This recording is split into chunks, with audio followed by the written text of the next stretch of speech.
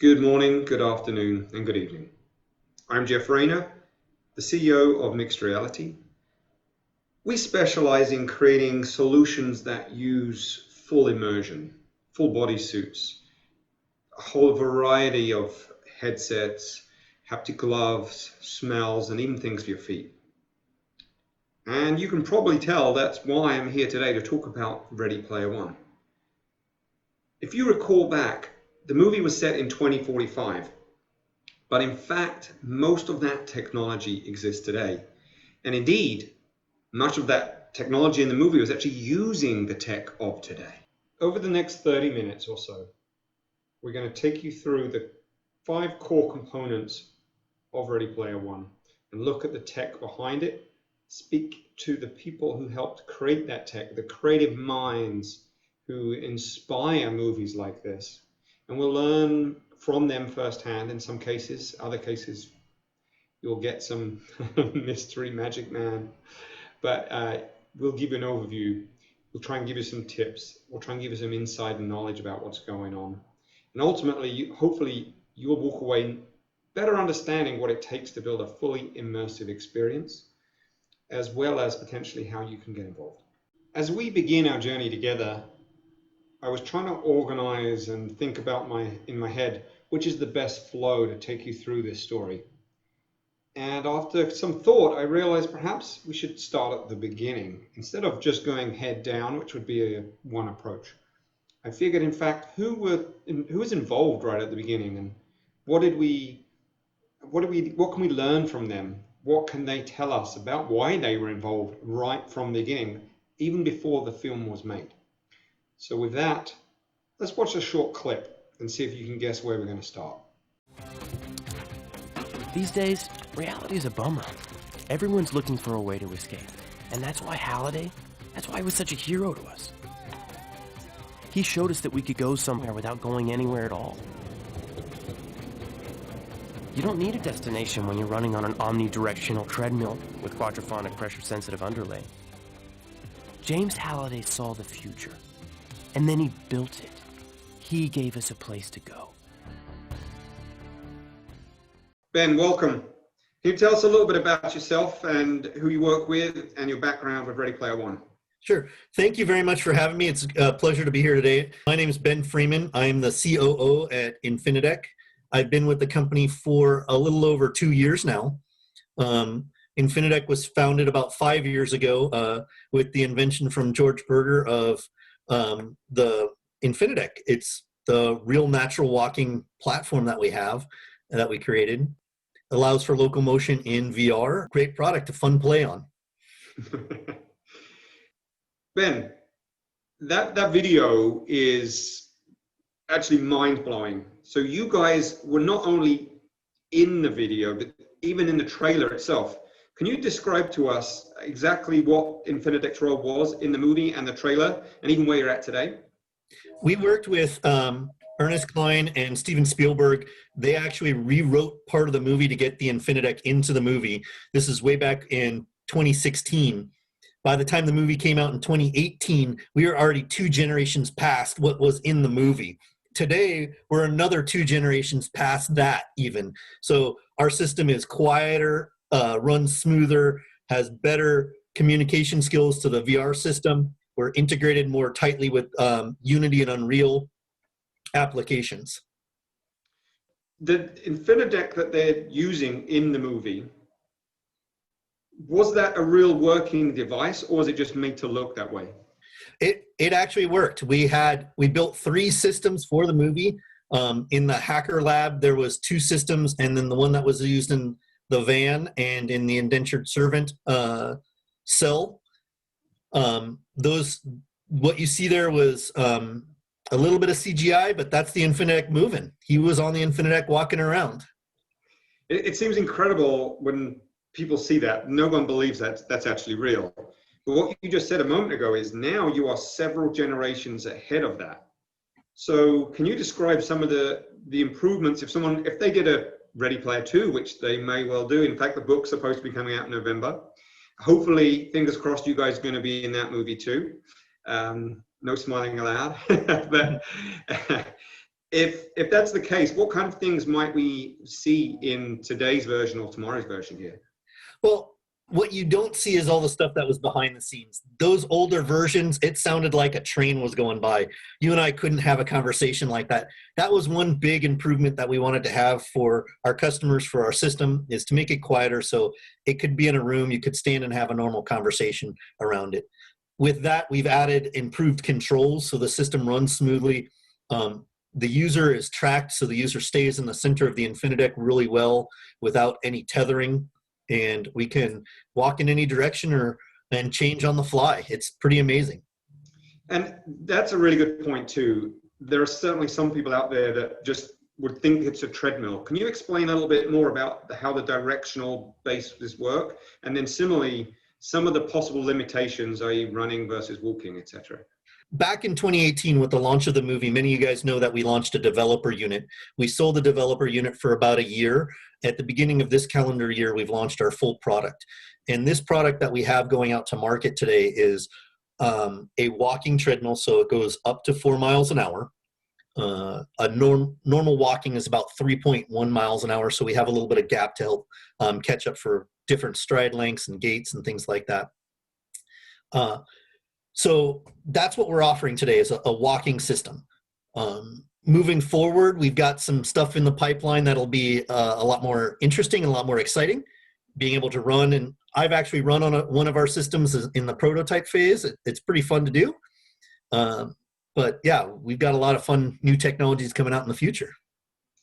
One of the differences from the tech that we saw in the movie to what at least the last time I saw Infinideck, was there's a rail guard around for protection. Can you talk a little bit about that? Sure. There's two main purposes for that. VR sickness is a big problem for people in VR. That specifically is where your eyes don't match where your physical body is moving. Having the ability to ground yourself to the real world while in VR is really important. So the ring that you see on the systems and the videos that we have today is really about giving the user a place to rest their hand on to say, yep, I'm really moving in the real world. I can feel that. Having that ring gives the user a lot more stability and balance. When you walk on a treadmill and you can't see what you're doing, you get all discombobulated. You don't know where you're going. You want to fall over. Having that ring that you can see in VR and that you see it in the real, and you can reach out and touch it in the real world, is a huge improvement, a huge help. The other thing that we've added into our system is the ability to see your whole avatar. Now, it doesn't seem like when you're walking and moving, you see your whole body, but in your peripherals, you see your hand move. It's not a floating controller. Or you're looking down and you see your legs move. Having those additional grounding points for locomotion in VR is very critical. Excellent. And when people look at the device itself, the Infinideck, it's clearly it's a good size, right? It's not necessarily made for everyone to have at home, but rumor has it that you guys are considering, or at least exploring, the option of making this for mass market consumption as well. Is that true? I'll say today our main focus is the healthcare industry, the military industry, entertainment industry.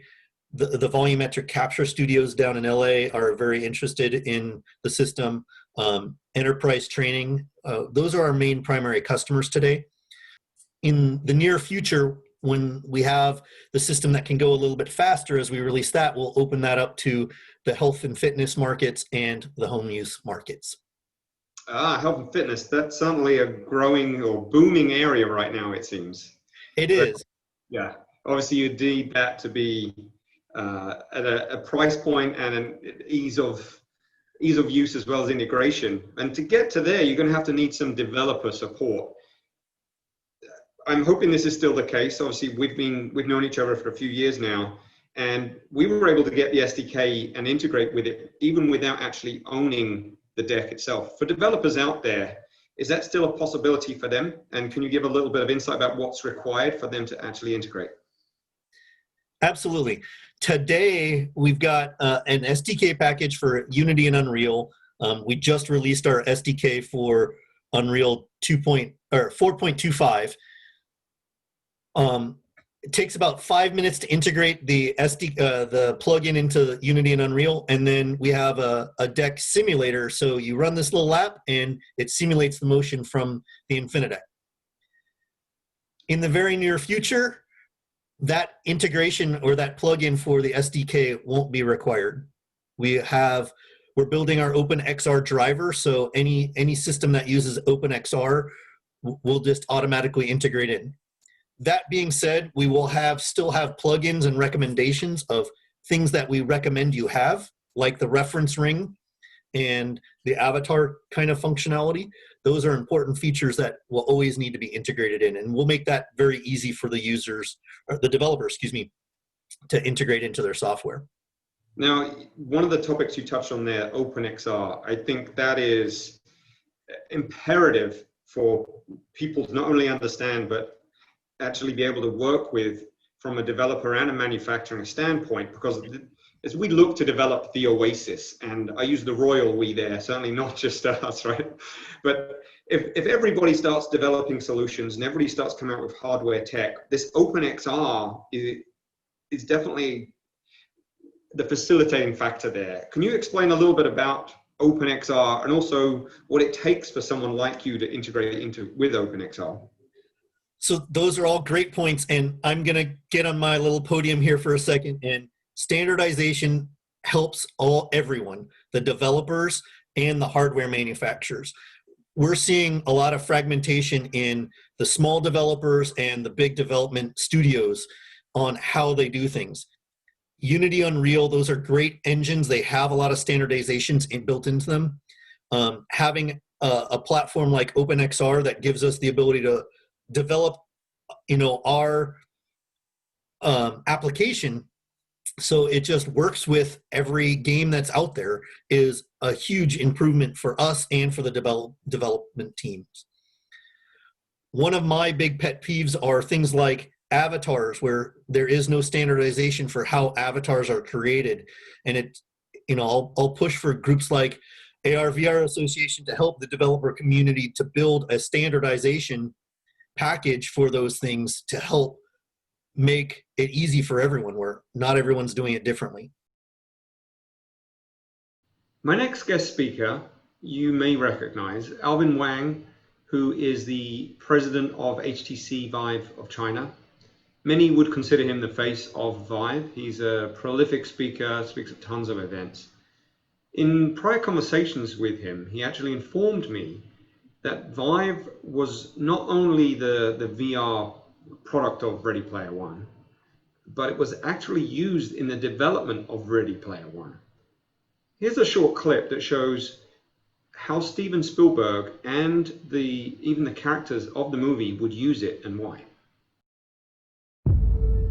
This is the Oasis, a whole virtual universe. When I was writing Ready Player One, the virtual reality was still this science fiction thing in the future that we didn't have. And now we actually had the HTC Vive on the set. Wow. So it was amazing that the virtual reality technology that has come about just since the book has been published was used in the movie. This is the coolest thing ever. One of the interesting things about a virtual production is that you're creating all of these sets and characters in the computer. And the great thing about that is that we could bring Steven in and he would put on the really high fidelity headset VR, and we could load up that environment and he could scout it virtually. Oh, wow. And of course, because he's a filmmaker, as soon as he would start walking around a location, he would start thinking about shots. I needed to know where to put my camera, so they created an avatar for me that you never get to see. But my avatar had a virtual camera. I could either do frame grabs, or I could do actual shots by walking through the virtual sets. I'm getting shots on a V-Cam in a V-World. This is crazy. And the cool thing about the Vive is that he could say, I don't want that, move that out of the way, or remove this. And in real time, an artist kind of off to the side could just make adjustments kind of on the fly. The best place would be on this particular platform here. So it's a really interesting way of designing shots and designing your sets kind of in real time. Because in the background, you've got the Iron Giant. It's pretty cool. Any director or actor is quite used to reacting to their environment and understanding where they are. And so shooting a motion capture movie can be a slightly strange experience.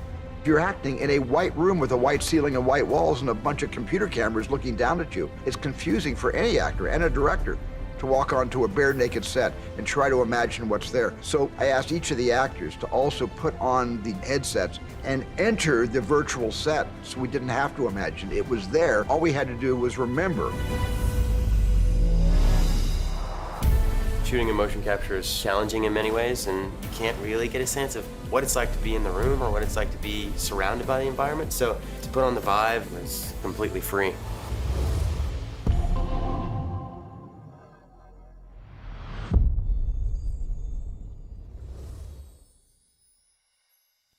When it comes to making Ready Player One a reality, as it were, right? That when we're all living in this virtual world, how do you see HTC Vive playing into that?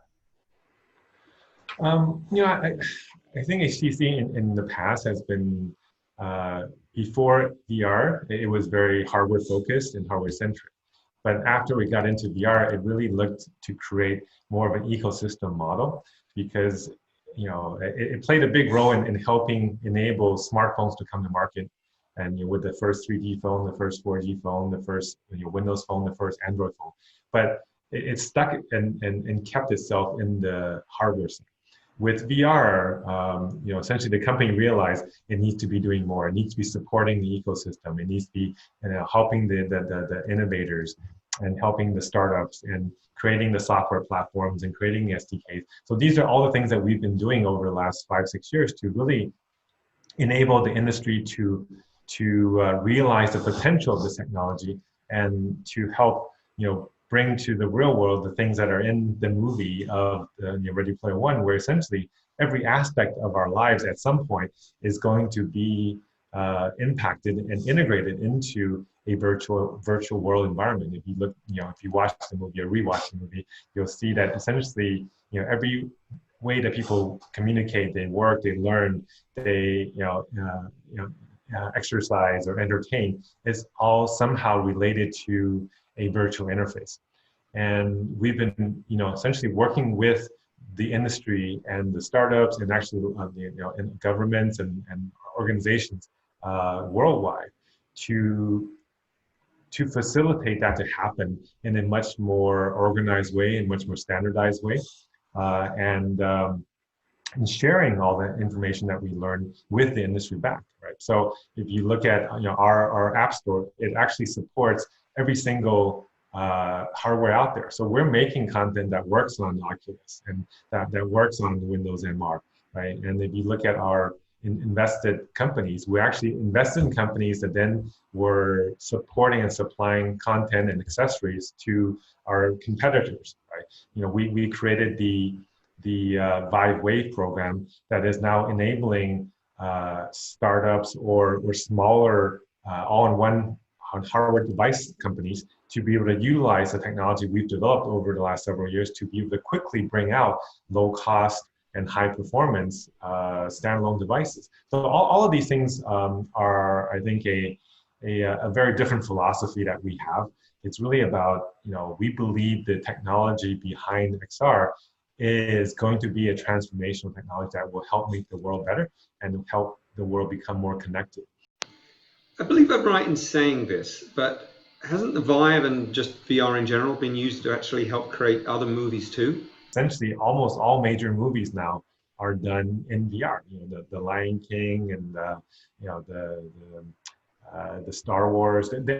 All of these guys are actually using the same type of technologies to both film and direct. The Jon Favreau has been doing several of his recent movies in this. John Wick was also done with a Vive inside. This is it is definitely the go-to device for the movie industry. In Ready Player One, they've got a very generic, bland-looking headset almost, right? How do you compare the Vive or any of the Vive range, because it's no longer just a Vive, right? You've got a complete suite now of products. But do you feel like your products are getting closer to what was in that movie, or was it kind of just a generic thing that was used? Where do you see the future of the headsets going? I think next year we'll actually see more of these what's kind of all into or tethered viewer type devices that will come out. We've also announced products like this earlier this year under what we call the Proton project. I think we'll see even more I guess ergonomic and lighter, more comfortable form factors coming out very soon from us, as well as from a number of other manufacturers. In fact, last year, Huawei already announced their Huawei Glass, which ties to a processing puck or a high-end phone. I think that type of a model, it will probably be an interim model. Longer term, I really see having wireless connections versus having a wired model. But there's probably definitely challenges in terms of heat as well as battery capabilities or battery life. So all of these things will need to be balanced. But what's the form factor being described inside the movie? Actually, I think underestimates the potential of where it could be, because this was, I think, supposed to be in 2040 timeframe. I think by that time the devices will be much smaller than what they're showing, and maybe the fidelity will be about the same, because in the movie they essentially show products that were indistinguishable from the real world, or at least the visual quality. I think we're still a little ways from that right now, but in 20 years for sure we'll be able to get there. I mean, we're at 4K resolution now. We'll to get to kind of full naked eye resolutions, we're talking about 60 pixels per degree, or somewhere around 10K per eye. So we're still a little ways away from that.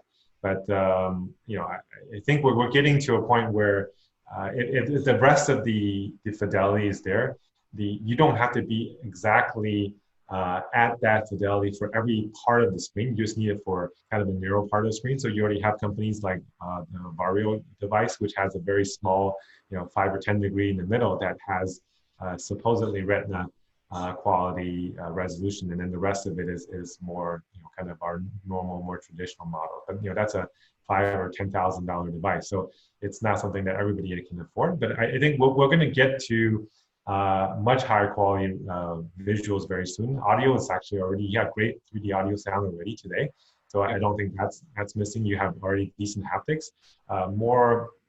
I think there's definitely a lot more room to grow there. And the full body tracking is mostly there. So I think there's still a few things like the taste and smell.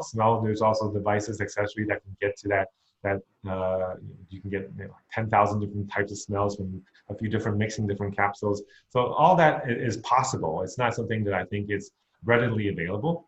But within the next 5, at most probably 10 years, we should be able to get very, very close to what's being described inside the movie. Vive has been pretty prolific in their ability to at least showcase the use of things like 5G and explore using 5G. Do you feel like a lot of the processing power that's currently built into originally was built into the computers, then a lot of it's been moved into the headset? Do you feel like that's all moving towards the cloud?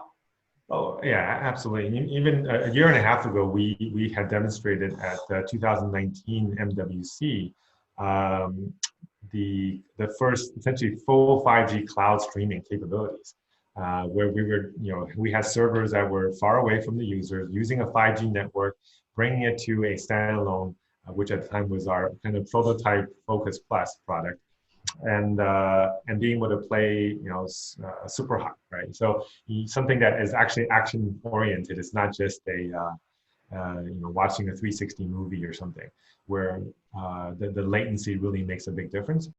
As we integrate 5G into making the Oasis, as it were, I'm sure the world isn't a completely equal place. There are definitely areas that are more interested or perhaps have better tech that's set up to get us closer there.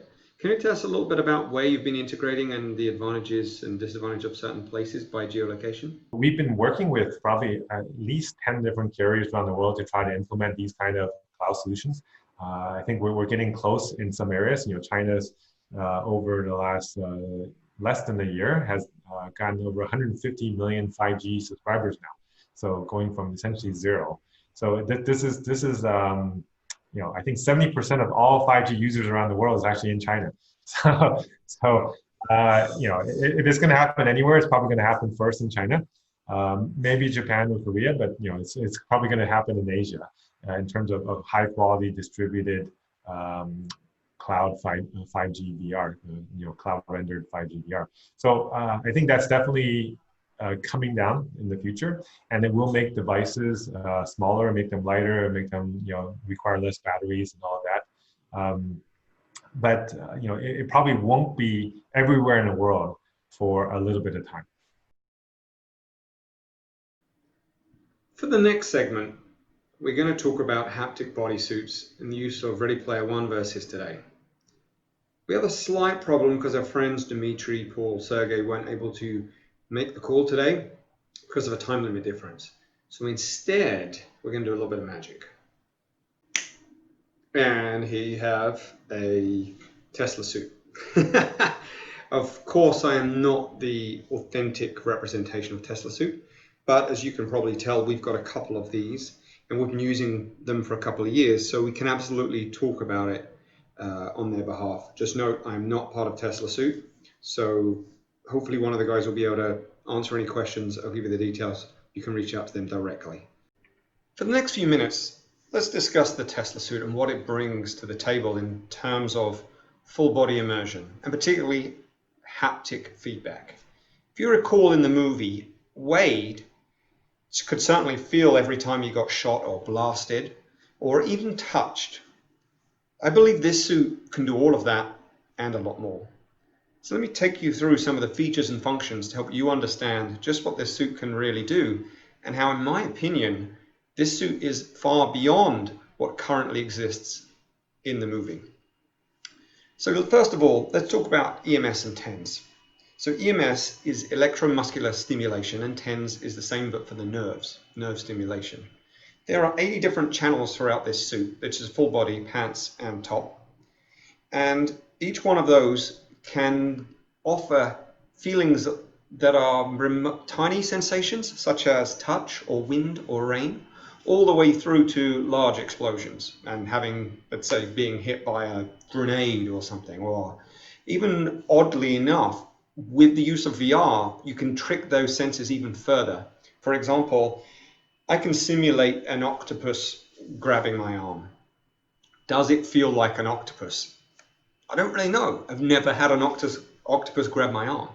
However, if I put a headset on, I see an octopus, I see it grabbing my arm, I'm going to be sensing something. As long as the stimulation is close to where I'm expecting it, as well as gives me some kind of feedback that is relevantly close to what I'm expecting, my brain will override that and give me that exact sensation. I am being attacked by an octopus. It's incredible. So with 80 different channels, that means there's a lot of different places I can feel this feedback and get a real good immersion into it. It also means that the muscles are very targeted and the feelings are very targeted. As I said, even down to things like wind and rain. The next thing to talk about are the biometry. So these are things of measuring. It's not just ways of feeling. You can actually measure it output too. So I can detect whether I'm stressed or excited. And that feedback can even potentially detect me wearing it from somebody else. It could also be used in multiple applications of identifying my level of excitement or activity. And those are given some fancy terms such as electrocardiography and things like that. But for the layman out there, this suit can measure tiny differences in my electrical activity of my body. Super useful. The last thing I really want to talk about here is mocap, so motion capture. If you look carefully, you can see these blocky bits. There's a ton of different motion capture sensors on this suit too.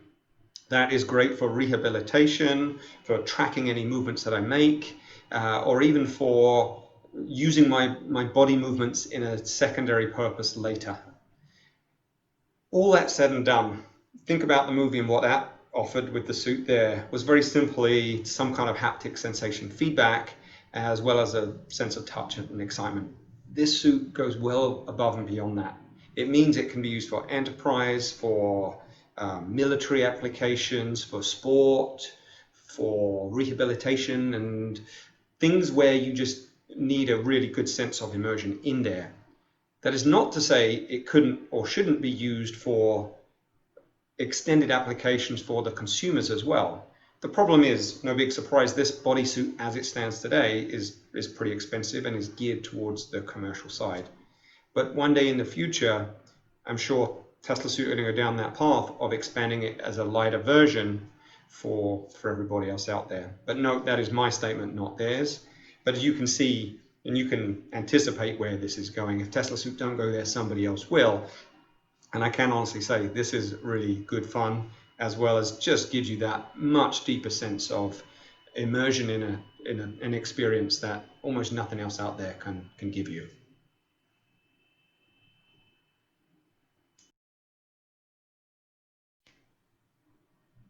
If we think about the next component, which you can see me grabbing my fingers, right? Because the next area is haptic gloves, feedback gloves. In the movie Ready Player One, Wade can clearly feel things and interact with objects and things and feel those sensations back. However, I believe the gloves, much like the bodysuit, is beyond what was mentioned in the movie. And I'll explain why in just a moment. Let's first start by saying, unlike the full body suit, which is really only two main players, there's Teslasuit with the full body experience, and there's bHaptics with a lightweight, more consumer-orientated option, which is just typically a body vest or a couple of additional pads and things. And they're both excellent solutions. But when it comes to gloves, there's actually a few additional players in the field, and they include at the highest end a company called Haptex, local Seattle company, great bunch of folks that has an incredible system that I could not do it justice. You should check them out on YouTube and really understand how their special system of feedback works. But you can feel tiny little things in the end of your fingers because of their special, I think it's liquid filled system. But that's incredible. Then you have many other companies such as Dexmo, Sense, VR Glove, and the one I'm most familiar with, which is Teslasuit. And please note, I don't work for Teslasuit. This is just my knowledge of it because I feel like there's perhaps more information about it out there. They were at CES last year as well, in case anyone was interested. But let me explain what Teslasuit Gloves does, but also, some of the others do this too. And I don't fully understand every difference, but that's kind of part of the fun of this. There are things that differentiate one from another, whether or not there's some kind of exoskeleton, whether there is the ability to measure biometry, what kind of tracking and the detailed abilities of that tracking, whether they work with lighthouses, and finally the actual ability of the sensations that you can feel. Now, I'm not going to say one is necessarily better than the other. I think it all comes down to what individual needs are. But I would say in almost every one of those use cases or those companies I mentioned, their gloves are better than those of the movie. Some things, particularly on the Teslasuit, that I can say, they also have this biometry, this measurement of your stress levels, your emotional state, even things like your pulse. You can measure your heart rate and even your blood oxygen saturation level.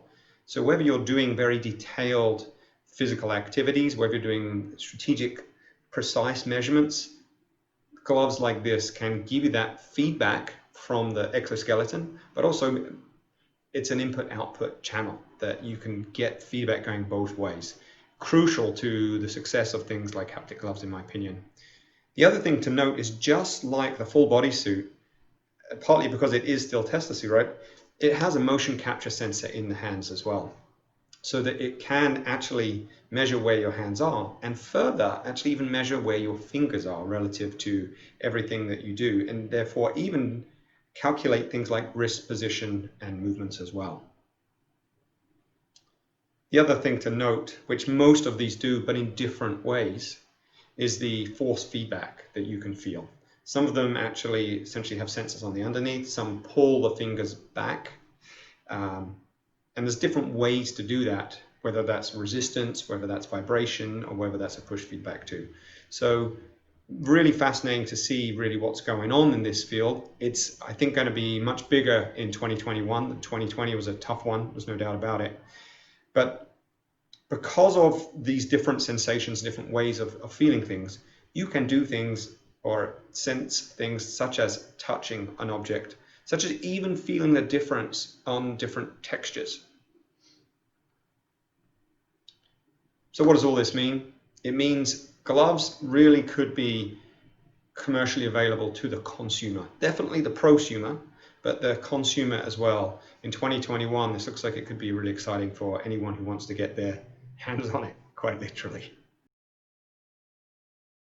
Everyone's fully aware we're not yet at the Oasis. I think it's fair to say that everything else that we've created to date, whether it be the suits, the goggles, headset HMD, the haptic gloves, the Infinideck, are all at least on par with the movie, if not better.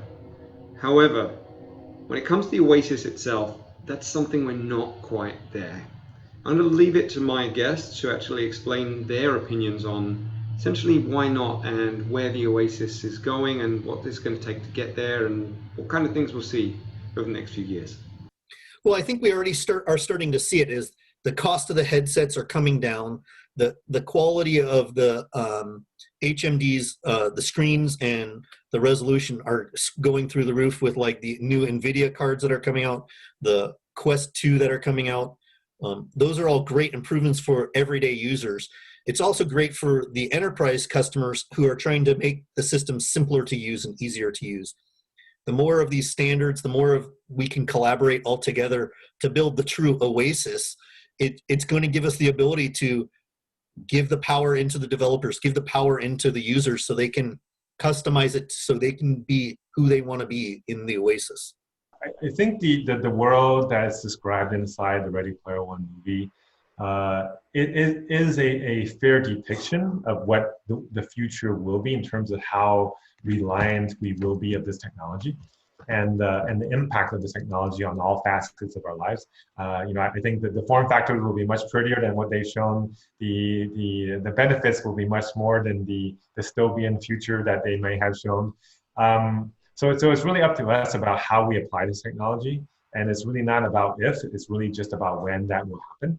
And if we as an industry really work together, we can put this together, create a better future using this technology and to use it for good and to use it to help actually overcome a lot of the barriers that are now being created because of the recent pandemic, where people are now forced to be physically apart. And if you're physically apart, you need new ways to make you feel like you're together in the same space. And honestly, looking at a screen with 20 faces together, it doesn't do it, right? It makes people tired. It doesn't create that sense of space that we all need. And it doesn't allow us to create the sense of a shared experience, which is something that creates the memories that we have, right? As we wrap it up, any last words? It's an exciting time in VR. There is so much changing every day and every year, from haptics to locomotion. There is exciting things happening in the gaming development world, and bringing everything together in something like the Oasis is going to be incredibly powerful for all of us as time goes on. So it's very exciting to see growth every day and changes. We as humans are designed to work in a 3D space. So I think we need to enable this technology to get out to as many people as possible, and to be able to help people use this technology to be more productive, to feel more together, to resolve some of the angst and differences that's been created over the last year because of the pandemic and some of the other social issues that are happening. So there's so much positive things that can be created from the technology. And I really want to see, to essentially challenge this industry to go beyond just looking at it as an entertainment and gaming platform, and to really look at it as a way to help society, to help make us more productive, to learn better, to be better at making that remote office feel less lonely, to make that remote school be more stimulating, to make that virtual concert feel like you're really sharing a fun experience with your friends and family, right? I hope you found that informative. Thanks to my guests, Alvin and Ben. Good morning, good afternoon, good evening, good night, and goodbye.